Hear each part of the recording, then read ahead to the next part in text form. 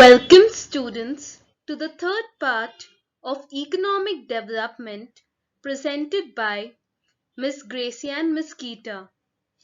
In the previous part, we learned about the 5-year plans from the 5th 5-year plan to the 9th 5-year plan, along with nationalization of banks and the 20-point program, which was initiated by our Prime Minister, Mrs. Indira Gandhi.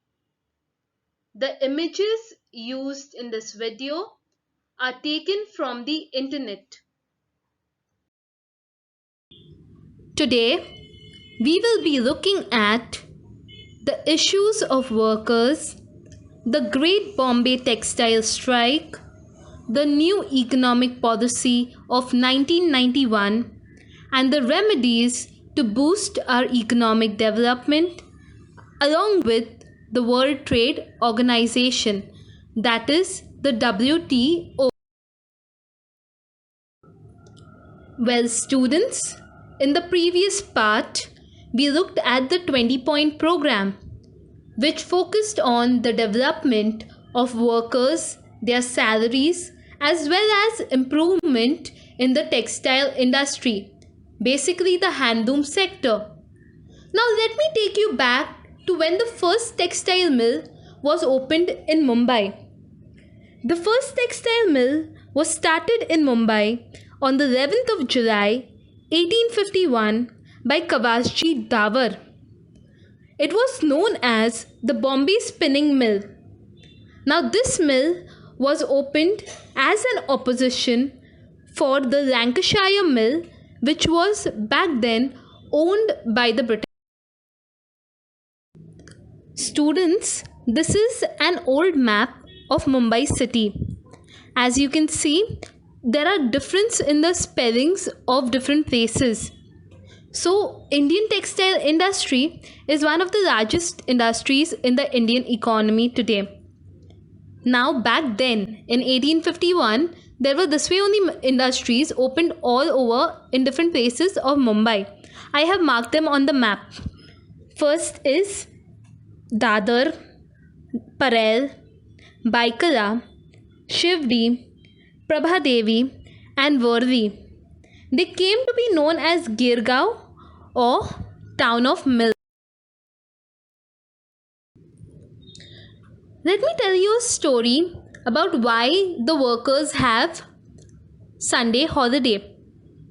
This was all because of one man, Narayan Meghaji Lokhande, a man born in 1848 in Thane of Maharashtra. He is also known as the father of trade union movement in India.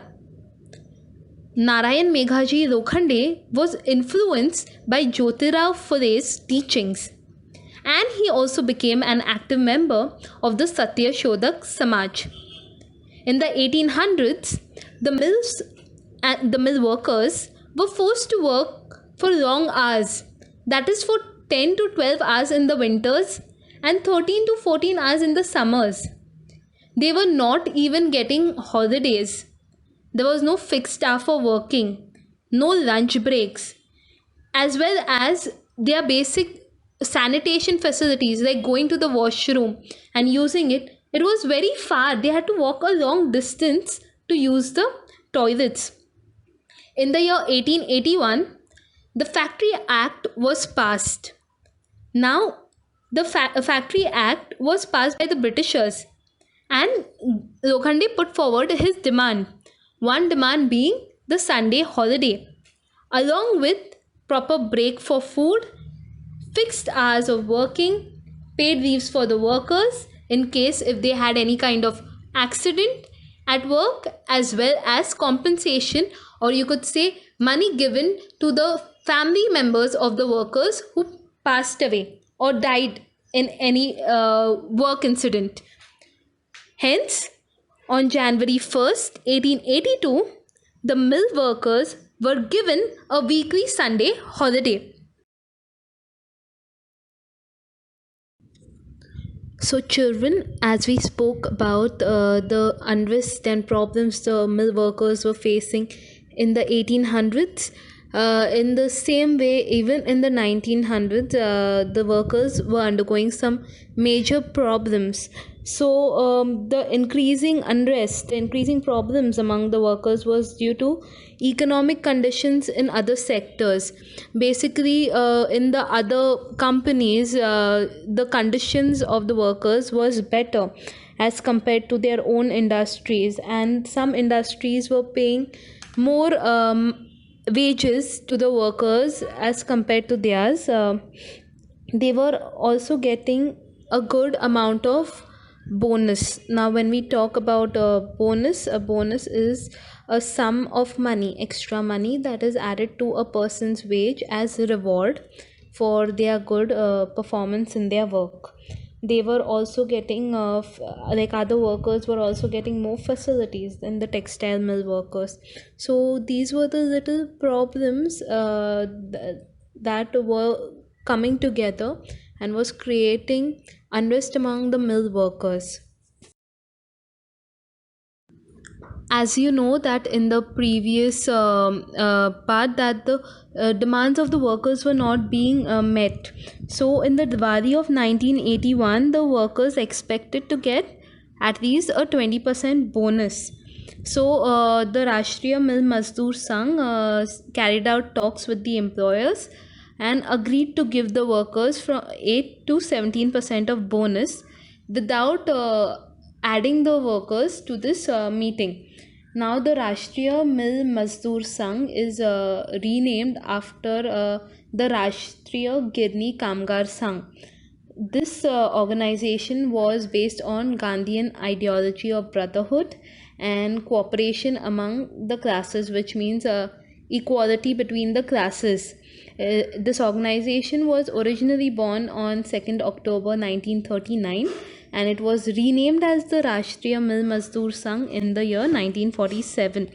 So as the workers realized that there was a cut in the bonus, this created a lot of unrest among the workers, and some of the workers then went to Dr. Datta Samant, who eventually decided to fight for the workers, and he called out for a strike on January 18th 1982, where the workers of 65 mills came together on the strike. That was around 2.5 lakh of workers went on a strike, and the Girgaon mills stopped working completely, which was the heart of all the mills together in Mumbai.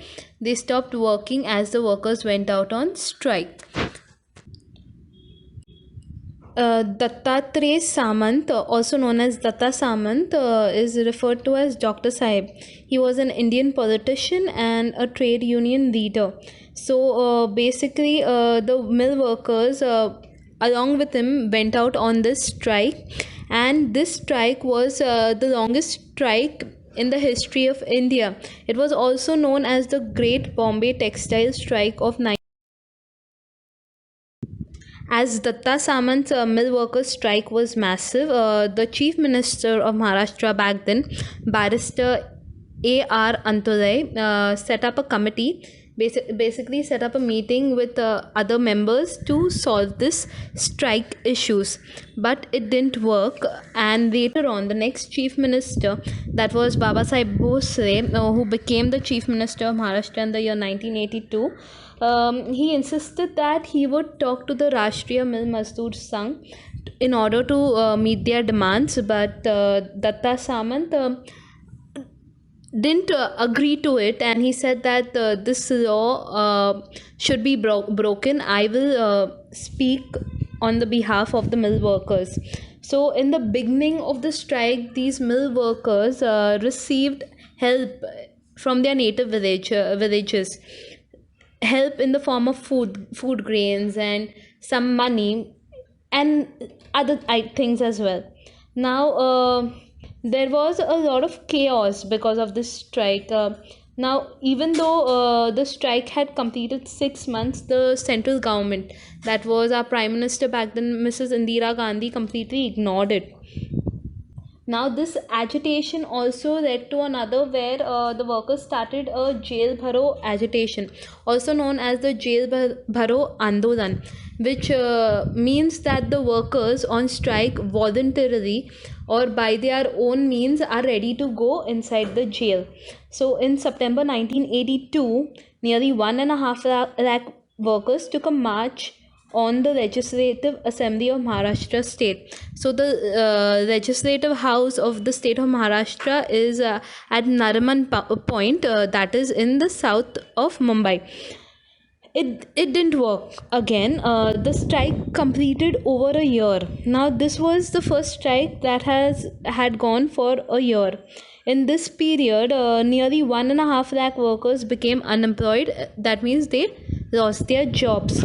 As polyester had come into greater demand than cotton cloth, the sale of milk cloths had already got affected. So polyester is a type of cloth which is a mixture of nylon and cotton. So the mills from Maharashtra, that is the cotton mills from Maharashtra, had moved from Mumbai to Surat, that is in Gujarat. During this time, the central government decided to nationalize 13 textile mills, and there was a group of members, who tried to help in resolving these issues, but this issue did not get. So, children, the year 1991 is very important in the history of the economic development of India. So, after the 10th general elections, P.V. Narasimha Rao became our Prime Minister and Dr. Manmohan Singh as our Finance Minister. When Dr. Manmohan Singh became the Finance Minister, he also adopted a new economic policy of linking India's economy with the global economy. What do you mean by global economy? Meaning the international markets. For bringing about fundamental changes in the Indian economy. Indian economy was brought in tune with the global mainstream. Basically, it linked itself with the global markets. Now, during this period, Indian economy was in a crisis situation. So before P.V. Narasimha Rao government took charge, Chandrasekhar was the Prime Minister. And during his tenure, the rate of inflation was 17%. What do you mean by inflation? Is basically the increase in the prices of goods as compared to their normal prices. So there was a lot of problems, economic problems that were taking place between the year 1980 to 1990. India was undergoing a lot of economic problems, thus the term crisis come in. When you talk about crisis, you could say the export business of India dropped very badly, as well as the imports from other countries, goods that were coming into India, were almost stopped coming because of the money issue. We were falling short of money. So what was getting imported mainly was oil. As the rates of oil increased, thus it became very difficult for India to pay back those countries for the amount of oil that was coming in. When I talk about oil, it is not the oil that we use for cooking, but in our machineries, in our machines and our cars, that kind of oil and petrol, diesel. This is what we are talking about. The economic growth rate of India had gone down by 1.1%. As we saw in the 5-year plans also, they were trying to increase the growth of economy, but during this time it dropped down to 1.1%. That was very low. India had foreign exchange reserves only enough to last for imports for a week in 1991. What are foreign exchange reserves? Are basically the foreign currencies that are kept with the central bank. So the Central Bank of India right now is the Reserve Bank of India. Back then also the Reserve Bank of India was the Central Bank of India. And how the imports and the money that had to be returned back for the imports that were coming in from to India could be only repaid for a week through those reserves. It had become very difficult to pay back its loan and even the interest on it. So in May 1991, the government had to control this situation by selling some of its gold reserves and by mortgaging some. We Gold reserves are basically our metal gold. So India had some of those which they had to sell it to the abroad nations to get some money back, as well as mortgage it to the abroad companies. So when you say mortgaging it, meaning in Hindi it's called as girvi rakhna. Before Chandrasekhar government, the VP Singh government had incurred a liability of over 10,000 crore rupees on the economy by waiving off the loans of all farmers. Basically, before VP PV government could take over, the Chandrasekhar government had given off loans to the farmers of around 10,000 crore rupees, which was cancelled. And liability means coming into debt. They were they could not use that. They were already in that debt, meaning in loan. The proportion of internal loans of central and state government together to the gross domestic product was 55%. So the GDP is the total income of goods and services in a domestic region. So that along with the central and state government expense was around 55%. So in the year 1980 to 81, the foreign loan, that is from abroad companies, which loan we had taken was 2,350 crore dollars. Well, that loan increased in the year 1990 to 1991. That was up from 2,350 crores to directly 8,380 crore dollars. Now, at this time, India had foreign exchange reserves of only 100 crore dollars. Now, you can see the comparison that we had very less amount of our foreign exchange reserves as compared to the loans that had to be paid. As I had mentioned before, the Gulf War, that is the increased oil prices due to the Gulf War between the countries, that was Kuwait and Iraq.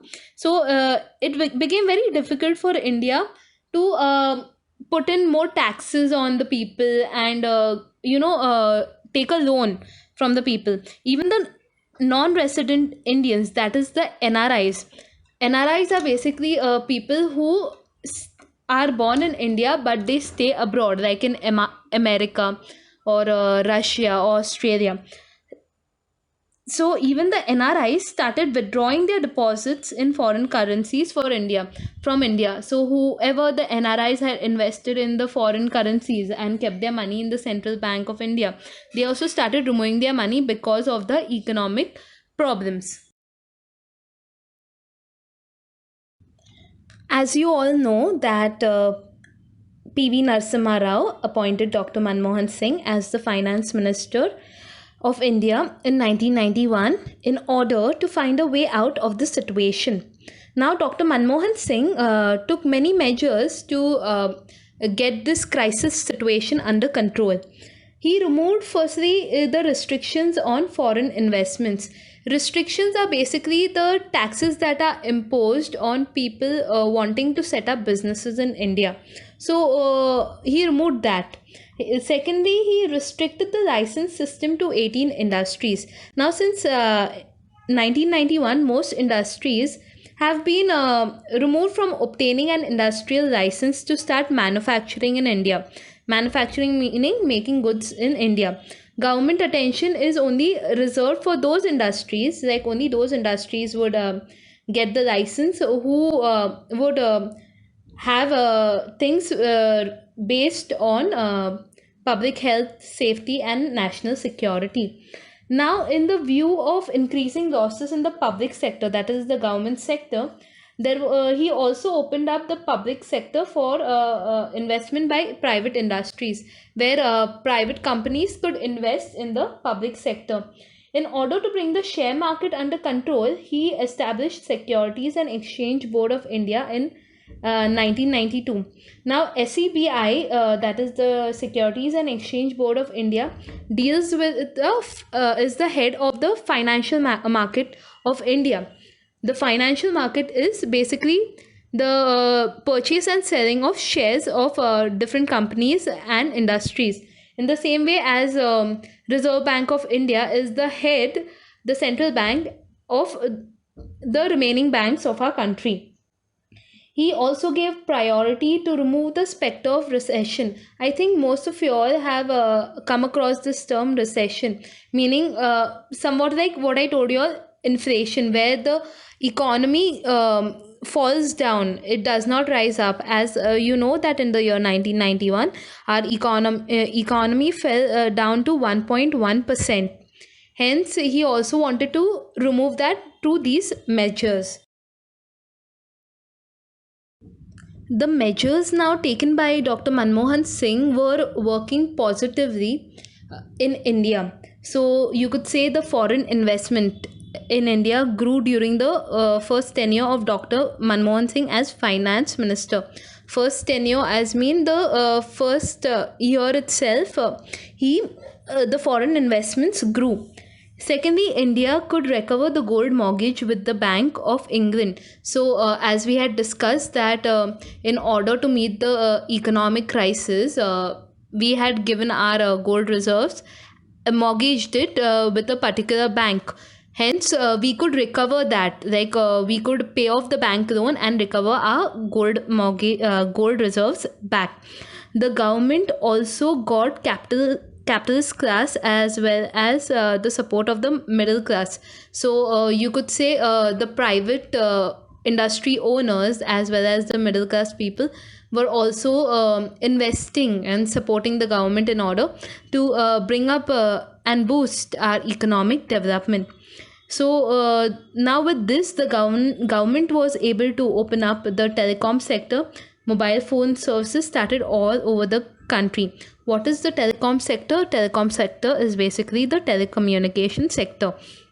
Telecommunication as in voice, data, and video recording to be transferred and transmitted over to someone else to a electronic medium.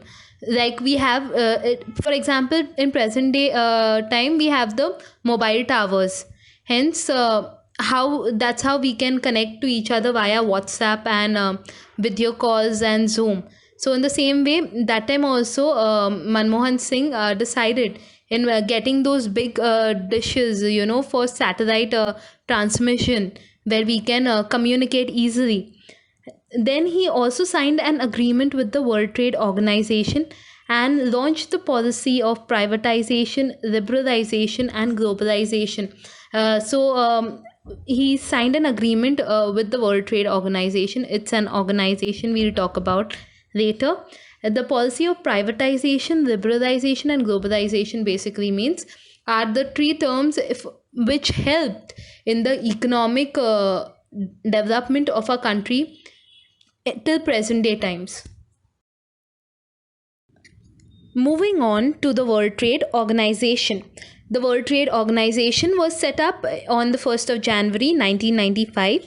It is the only global international organization dealing with the rules of trade between countries. India became a member of the World Trade Organization in that year itself. And the following objectives of the organization was to free trade between countries, to put an end to all the discriminatory laws, restrictions, rules, and policies that became a problem in establishing international free trade, and to regulate global trade with the help of a formal multi-party mechanism. Now, what do we mean by multi-party mechanism? Is basically where different leaders of different countries work together in establishing this free trade market across the globe, across countries. Now, the General Agreement on Tariffs and Trade (GATT) existed at the international level before the World Trade Organization came into being. So, this dealt with basically imports and exports before World Trade Organization was established. It regulated commerce, that is trade.